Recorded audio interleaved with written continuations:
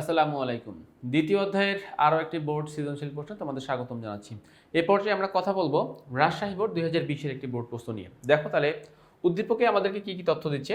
বলা হচ্ছে যে একটি পদার্থ এ এর গলনাঙ্ক 45 ডিগ্রি সেলসিয়াস এবং স্ফুটনাঙ্ক 95 ডিগ্রি সেলসিয়াস। তার মানে আমরা এই একটা পদার্থ, যে কোনো একটা আননোন পদার্থ যার গলনাঙ্ক 45 এবং স্ফুটনাঙ্ক 95।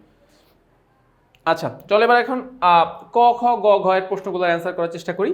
ফার্স্ট কোশ্চেন, ক নাম্বার কোশ্চেন দেখো, ঊর্ধ্বপাতন কাকে বলে?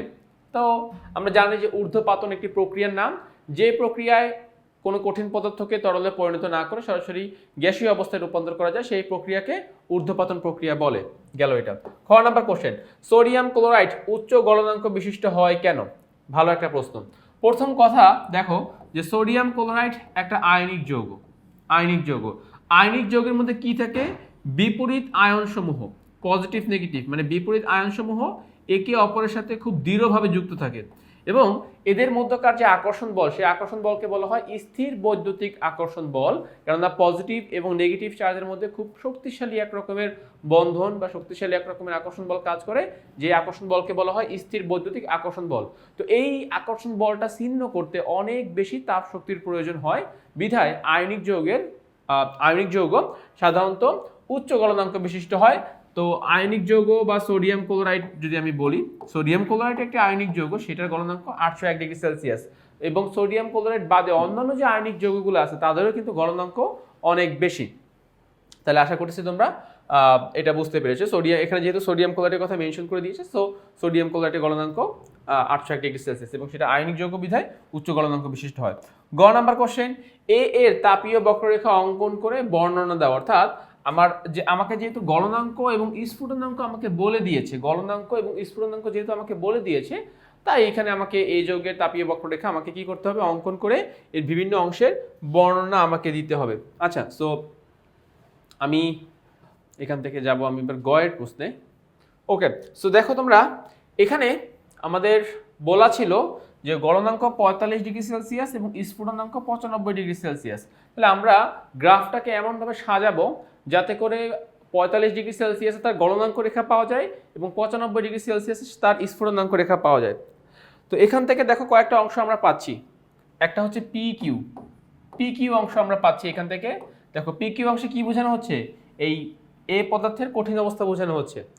আচ্ছা, সেকেন্ড অংশ কি পাচ্ছি আমরা? কিউ আর এ কি বোঝানো হচ্ছে বলতো? কিউ আর মূলত আমার গলনাঙ্ক রেখা, মানে আমরা বলছি না যে 95 ডিগ্রি সেলসিয়াস তাপমাত্রায় পদার্থটি গলে যাবে। সো এই যে দেখো 45 ডিগ্রি সেলসিয়াস তাপমাত্রায় পদার্থটি গলে যাবে। সো এখানে কিন্তু 45 ডিগ্রি সেলসিয়াস তাপমাত্রা আমরা পাচ্ছি, বা 45 ডিগ্রি সেলসিয়াস তাপমাত্রা যখন আমরা পৌঁছাবো তখন কিন্তু দেখো এরকম একটা স্ট্রেট লাইন, একটা আনুভূমিক রেখা আমরা দেখতে পাবো। এই আনুভূমিক রেখাটাকে বলা হয় গলনাঙ্ক রেখা। তো এখানে আসলে কি ঘটনা ঘটে? এখানে ঘটনা ঘটে যে ধরো তোমার এ পদার্থের তুমি ধরো 6টা এরকম কণা নিয়েছো। তো যখন তুমি 45 ডিগ্রি সেলসিয়াস তাপমাত্রায় পৌঁছাবা তখন সবার ফার্স্টে একটা কণা কঠিন থেকে আস্তে আস্তে তরলে পরিণত হবে।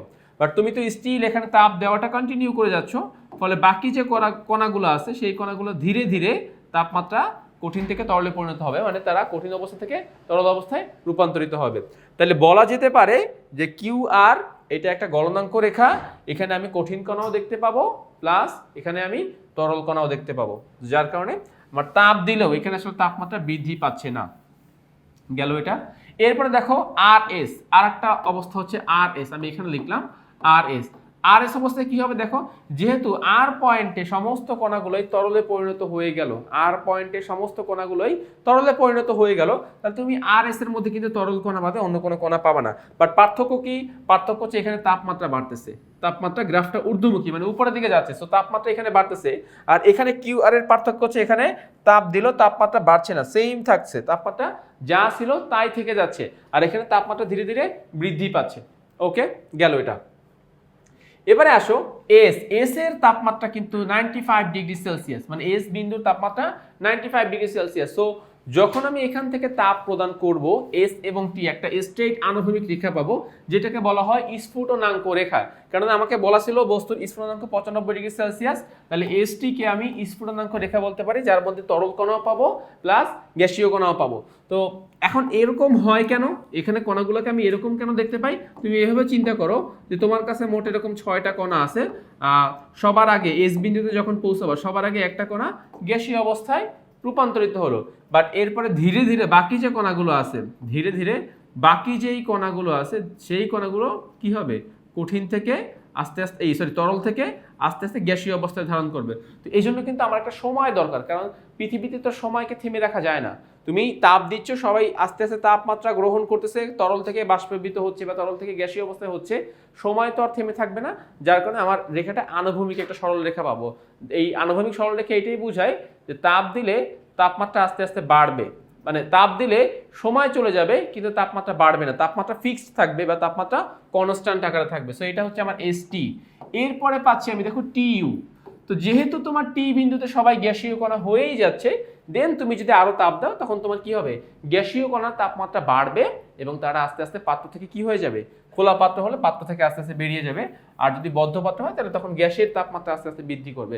আমরা কিন্তু চাইলে গ্যাসের তাপমাত্রা বাড়াতে পারি, আমরা চাইলে কঠিন পদার্থের তাপমাত্রা কমাতে পারি। সো এই দুটো জায়গা কিন্তু চাইলে বৃদ্ধি করা যায়। মানে তুমি কোন একটা ধরো স্ফুটনাঙ্ক যদি 100°C হয় কোন একটা পদার্থের, তুমি চাইলে ওর বাষ্পের তাপমাত্রা চাইলে আস্তে আস্তে ধীরে ধীরে বৃদ্ধি করতে পারো। আবার ধরো কোন একটা পদার্থ ধরো 20°C তাপমাত্রায় কঠিন, তাহলে সে 20°C কঠিন, সে 0°C কঠিন। তো তুমি চাইলে 20 থেকে তাপমাত্রা কমাইয়া এটাকে আরো কঠিন থেকে কঠিন করে ফেলতে পারো। তাপমাত্রা কমানো সম্ভব হয় অনেক পদার্থের ক্ষেত্রেই। তো তাইলে এই প্রশ্নের গয়ের সামারি কি, আমাকে ফার্স্টে এরকম ভাবে একটা গ্রাফ অঙ্কন করতে হবে এবং ইন ডিটেইলস আমাকে সেই ব্যাখ্যাগুলো লিখিয়ে দিতে হবে যে কোন পয়েন্টে আমি কি পাচ্ছি। এবং তোমরা যদি চাও এটার ব্যাখ্যাটা দুইভাবে লিখতে পারো। নাম্বার 1, সামারি আকারে সবগুলো পয়েন্টকে তুমি সামারি আকারে লিখে দিলে, এখানে কোনো প্যারাটারা করার কোনো দরকার নাই, তুমি জাস্ট র্যান্ডম ভাবে ব্যাখ্যা করে দিলা। আবার কেউ যদি চাও যে স্যার আমি আপনার মতো করে দিব, যে পি কিউ কে দিয়ে আমি একটা পয়েন্ট লিখবো, তারপরে কিউ আর কে নিয়ে আমি আলাদা পয়েন্ট লিখবো, আর এস কে নিয়ে একটা পয়েন্ট লিখবো, এস টি কে নিয়ে একটা পয়েন্ট লিখবো, টি ইউ কে নিয়ে একটা পয়েন্ট লিখবো। তো তুমি চাইলে এরকম 5টা পয়েন্টে শর্ট ব্যাখ্যা, ওই পয়েন্টের মধ্যে কি কি হচ্ছে, ওই পয়েন্টের বৈশিষ্ট্যগুলো তুমি খুব সংক্ষেপে লিখে দিলেও তোমার এটার অ্যান্সার হয়ে যাবে। তো আমরা আমাদের গয়ের যে প্রশ্ন, সেই গয়ের প্রশ্ন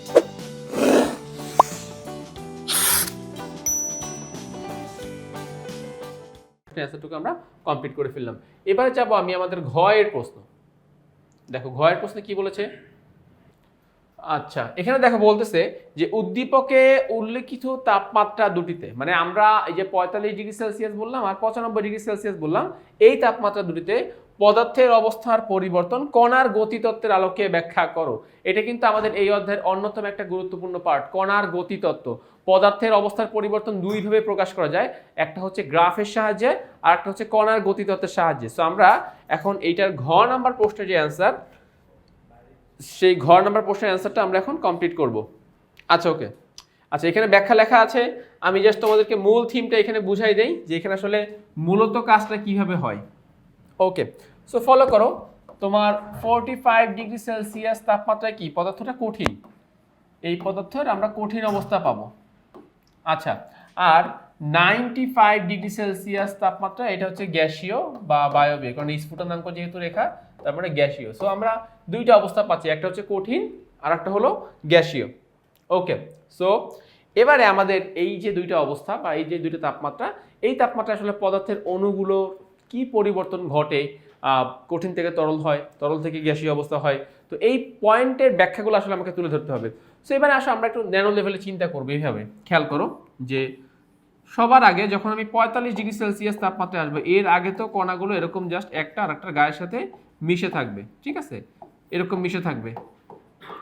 তাহলে তাপ দিলে, খেয়াল করো, তাপ দিলে কঠিন কণাগুলো ধীরে ধীরে তরল কণা এরকম পরিণত হবে, কঠিনগুলো আস্তে আস্তে এরকম তরলে পরিণত হবে। তো এই যে কঠিন থেকে তরলে পরিণত হলো তাপ দেওয়ার ফলে, এখানে আসলে আলটিমেট ঘটনাটা কি ঘটতেছে। তো দেখো, তুমি কঠিন কণাকে যখন তাপ দিবা, কঠিন পদার্থকে যখন তুমি তাপ দিবা, তার মানে কি, আমি ফার্স্টে তাপ দিব, ঠিক আছে, তাপ দিচ্ছি। এখন তাপ দেওয়া মানে কি দেওয়া বলতো, তাপ দেওয়া মানে কিন্তু শক্তি দেওয়া। কোনো একটা পদার্থকে তাপ দেওয়া মিন্স তুমি সেই পদার্থকে শক্তি দিচ্ছ। আচ্ছা, তো শক্তি দিলে তাহলে পদার্থের যে কণাগুলো আছে তারা কি করবে বলতো, শক্তি গ্রহণ করবে। তাপ দেওয়া মানে শক্তি দেওয়া, ফলে পদার্থের কণাগুলো কি করবে? শক্তি গ্রহণ করবে। তো শক্তি যখন গ্রহণ করবে তখন এই যে কঠিন পদার্থের যে অণুগুলো আছে সেই কঠিন পদার্থের অণুগুলো ধীরে ধীরে কাঁপতে থাকবে। কেন? কারণ আগে তার কাছে শক্তি ছিল না, তখন সে স্থির ছিল। এখন তো তুমি তাকে তাপ দেওয়ার মাধ্যমে শক্তি দিয়ে দিয়েছো, তার মানে কি এখন তার কাছে শক্তি আছে, ফলে তাদের মধ্যে একটা কম্পন, একটা ভাইব্রেট একটা অবস্থা সৃষ্টি হবে। আচ্ছা, তো শক্তি গ্রহণ করার পরে তারা কি করবে বলতো? তারা একটা কম্পন সৃষ্টি করবে, কম্পন সৃষ্টি করবে। এখন কম্পন যখন হবে তখন কিন্তু সংঘর্ষ বাড়বে। আচ্ছা, কিরকম উদাহরণ দেব? দেখো, ফর এক্সাম্পল এই যে আমরা এই উদাহরণটা দিতে পারি, ধরো আমার হাতে একটা ফোন আছে, আর এক হাতে আমার একটা কলম আছে।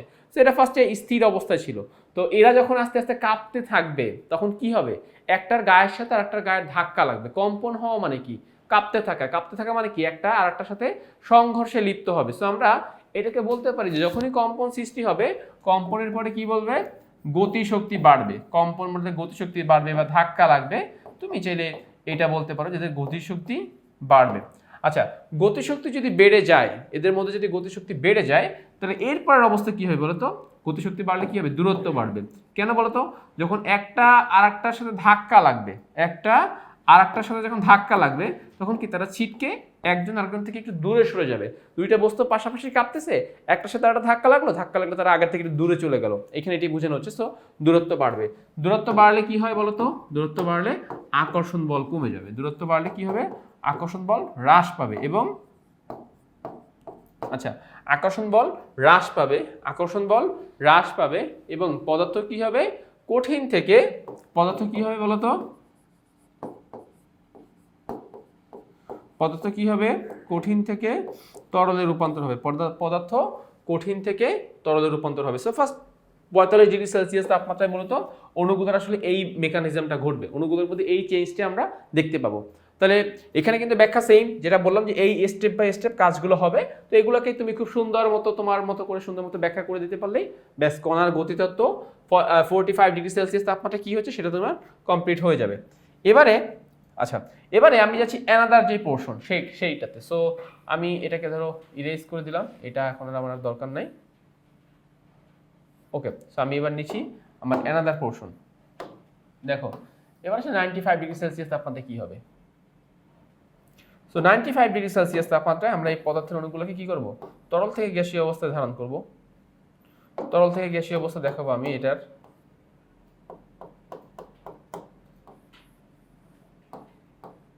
এই যে এরকম ভাবে তরল থেকে গ্যাসীয় অবস্থা হবে। এবং এখানেও কিন্তু দেখো, এখানেও কিন্তু সেম মেকানিজম। তুমি তরল পদার্থকে তাপ দাও, তাহলে তরল পদার্থের কণাগুলো শক্তি গ্রহণ করবে। তারা শক্তি গ্রহণ করে তাদের মধ্যে আগের থেকে আরো বেশি কম্পন সৃষ্টি হবে।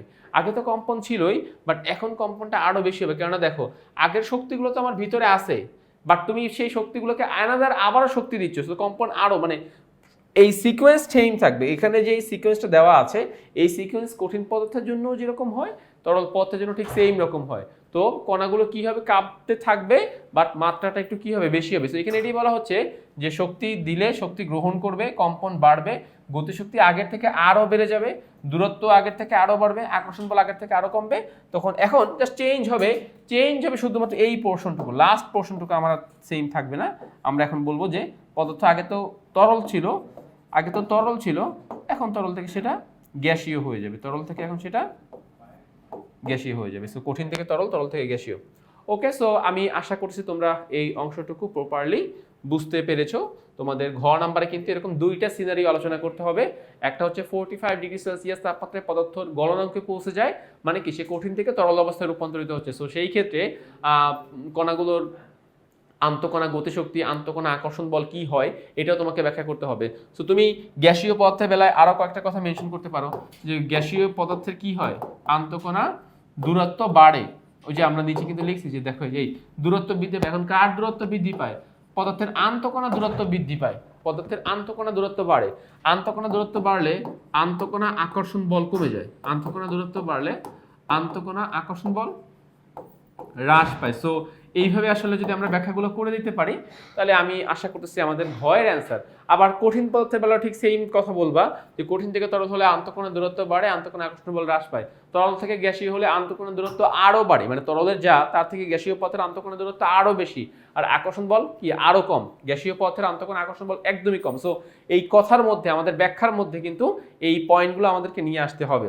সো আমি আশা করছি তোমরা এই সৃজনশীল প্রশ্নের যে ব্যাখ্যাগুলো আছে সেই ব্যাখ্যাগুলো তোমরা বুঝতে পেরেছো। তো তাইলে আমাদের এই বোর্ড সৃজনশীল প্রশ্নটি আমরা কমপ্লিট করে ফেললাম। আশা করছি তোমরা আমাদের ব্যাখ্যার মধ্যে এই কথাগুলো লেখা আছে, দেখো যে অণুগুলোর মধ্যে যে পরিবর্তন হয় আমরা সেই পরিবর্তনগুলো সেখানে লক্ষ্য করি এবং সেগুলো আমরা আমাদের মতো করে অ্যান্সার করে দিলে আমাদের মানে এই সৃজনশীল প্রশ্নের অ্যান্সারটা ফুলি হয়ে যাবে। তো আজকে তাহলে এই পর্যন্তই আমি আমার সৃজনশীল প্রশ্নটির অ্যান্সারটা দেখালাম। তো নেক্সট ভিডিওতে আবার তোমাদের সাথে দেখা হবে।